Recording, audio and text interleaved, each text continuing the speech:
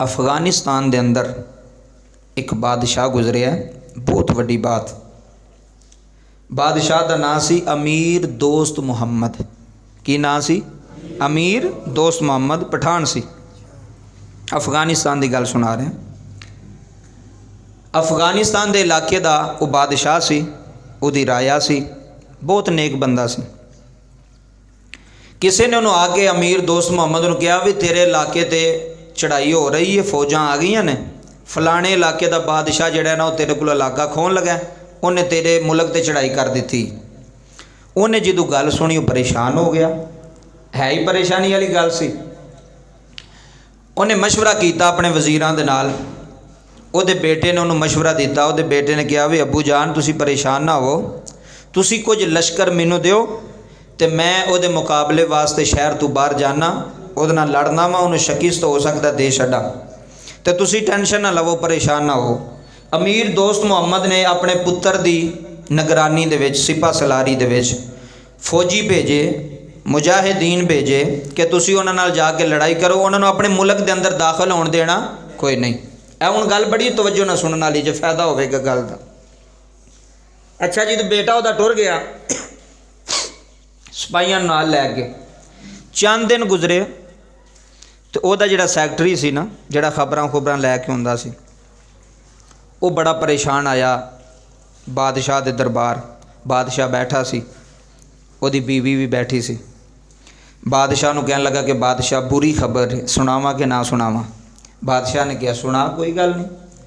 उन्हें कहा बादशाह भी तेरा पुत्र जिहड़ा है ना, उन्होंने हो गई शिकस्त, तो नस के वापस आ रहा है, दुश्मन ने उन्होंने भगा दिता है, तो तेरे मुल्क दे विच दाखिल हो रहा है, उन्हें शिकस्त हो गई है, नस गया। बादशाह परेशान हो गया। बादशाह ने उन्होंने कहा ठीक है जा तू। बीवी कोल बैठी सी, बीवी ने बादशाह के मोढे ते हाथ रखे अपने खामन दे। उन्हें कहा बई ये जिहड़ी खबर है झूठी है। की है?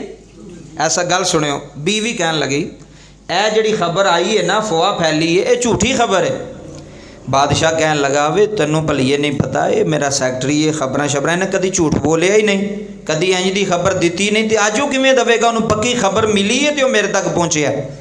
ਉਹਦੀ बीवी कहन लगी ये झूठ बोलता पिया, इनू किसी ने झूठी खबर सुनाई, अफवाह फैलाई है, इंज नहीं हो सकता।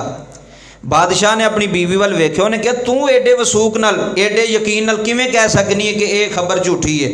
उन्हें कहा बादशाह मैं इस वास्ते कह रही हाँ कि जेड़ा तेरा ते मेरा पुत्र है ना, जिन्हों तू जंग का सिपा सलार बना के भेजिया है, अमीर बना के भेजिया है, मैनू इन्ना यकीन है वे वो शहीद तो हो सकता, नस नहीं सकता मैदान च।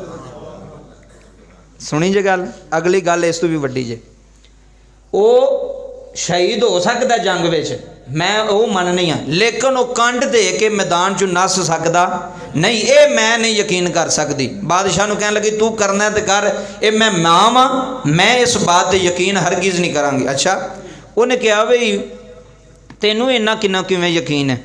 तवज्जो करो। उन्हें कहा चंद दिन ठहर। चंद दिन गुजरे थे वही बंदा जिहड़ा खबर लैके आया सी, वो खुशी खुशी आ गया।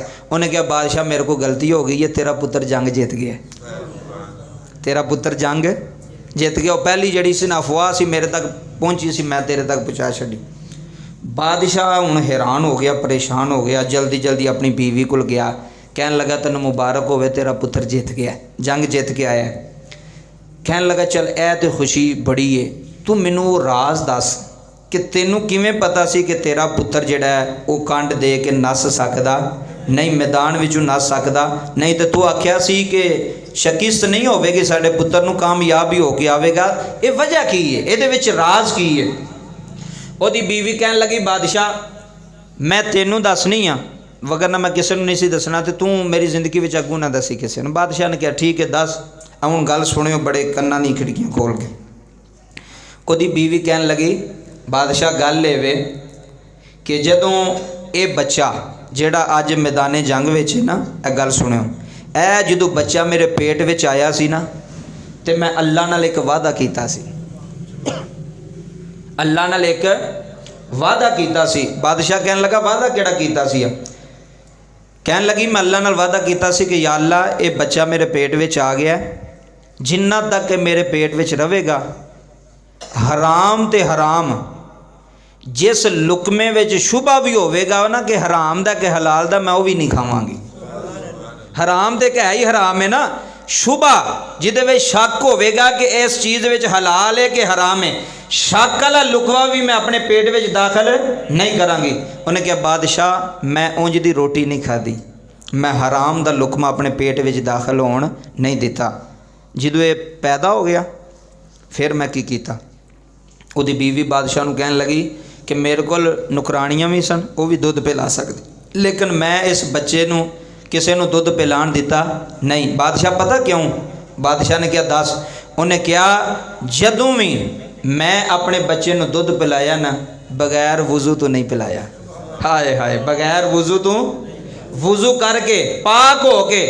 क्यों? मेरी नीयत सी कि जेड़ा दुध इहदे मेदे विच जावेगा उहदा बनना है खून, उहदियां बननियां ने हड्डियां, ते जेड़ा बच्चे दे पेट विच खून जावे वो भी पाक होवे, जिहदे नाल हड्डियां बनन वो भी पाक होण। ते मैनूं इस गल दा यकीन सी कि जिस पुत्तर नूं मैं हराम नहीं खवाया वो मैदान छड्ड के नस सकदा, वो नस छड्डदा नहीं, मैदान नहीं छड्ड सकदा। इस वास्ते हुण वेखो कि जेड़ी माँ अपने बच्चे नूं वुजू करके दुध पिलाए उहदी किड्डी बरकत है।